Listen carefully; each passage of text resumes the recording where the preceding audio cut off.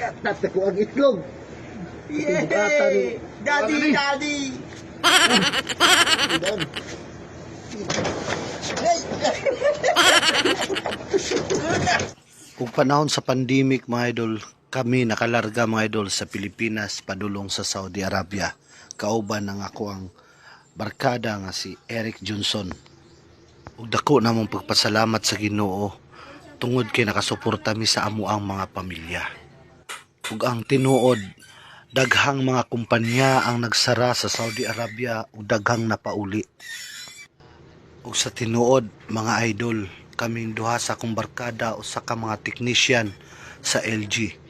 Kami mga technician ug maintenance sa mga aircon ug electrical. Tungod kay nagsara ang among kumpanya, bisan asa na lang mi nang apply og trabaho ug mahimong ma-sideline namo para maipadala namo sa among mga pamilya. Lisod ang kahimtang sa panahon sa pandemya dito sa Saudi Arabia. Ug salamat sa Ginoo napadpad mi sa damam kung asa mi nakapag-apply og trabaho bilang ako ang cashier ug siya ang nahimong cook.